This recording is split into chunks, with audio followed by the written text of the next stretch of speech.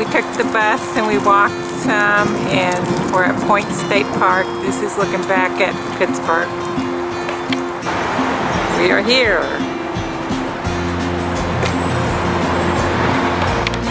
Where the French and Indian War forts were, 1754. Across the way is where the Steelers play. It's Heinz Stadium, and the Carnegie Center, and a bridge.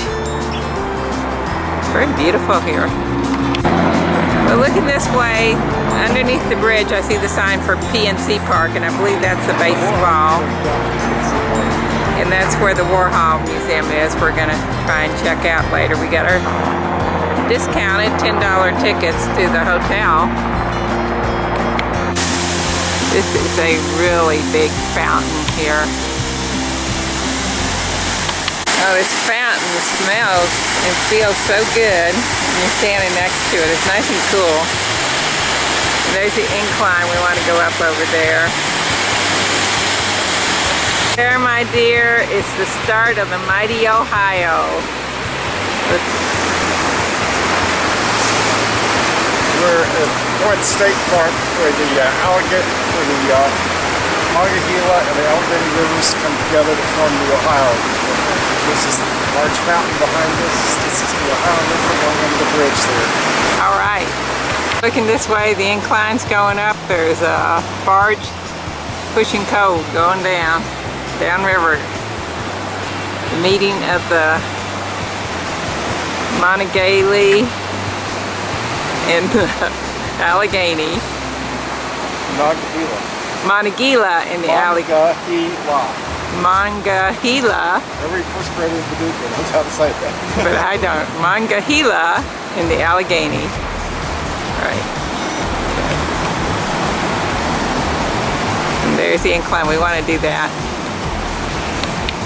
Well, and there's also a rainbow right there in the fountain, and behind it is the stadium for the Steelers.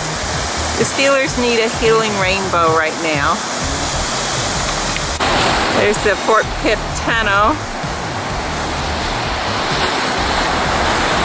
There's the other side, all the people living on the hill.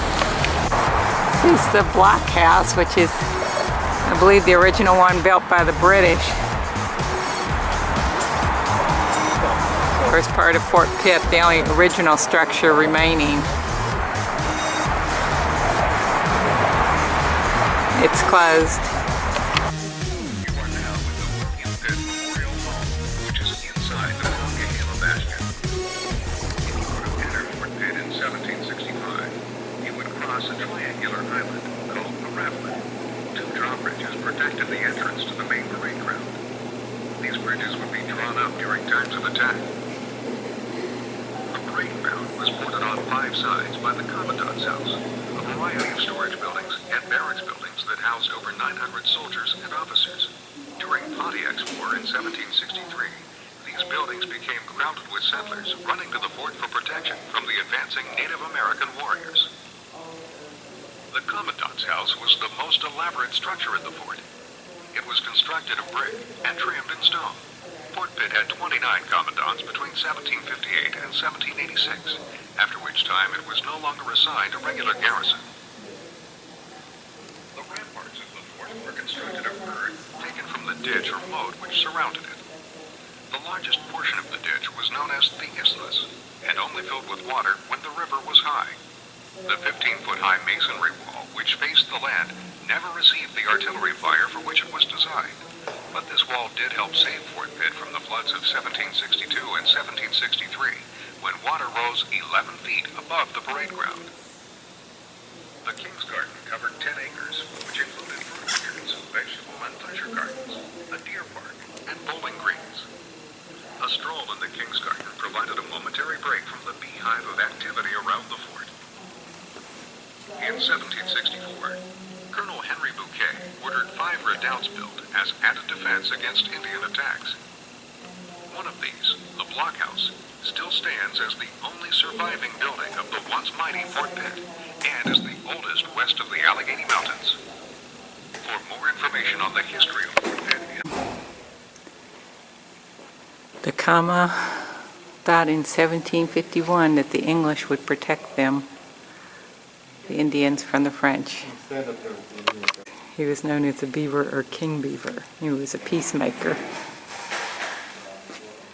He was head of the Delaware. Most of this is a series of paintings done in the modern time.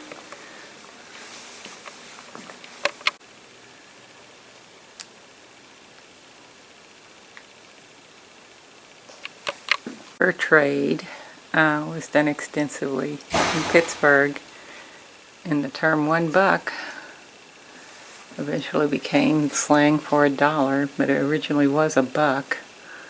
2 does were equal to $1, 1 beaver equal to $1, and 2 doe beaver equal to $1. 6 raccoons made a buck,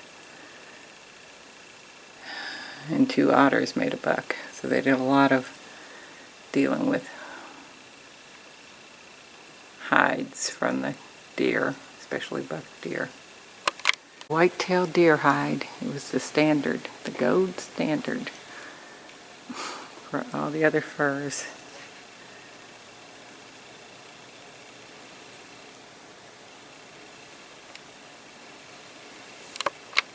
And actually, deer shot by Indians led to a real trade in guns with Indians so they could shoot more deer. George Washington in his British uniform from the French and Indian War, 1772. Well, the casemates were underground wooden structures at the fort. Appeared like this. They used them for repairing weapons, storing, and all sorts of things, but they were prone to flooding, being underground. It's a cannon. Because these 6-pound guns could be fired up to 16 times a minute. A view of what a barracks might have looked like. They slept 2 to the bed on straw beds, and when the Indians besieged them, they had to take in about 300 townspeople. The requirement was to keep everything extremely clean to avoid disease.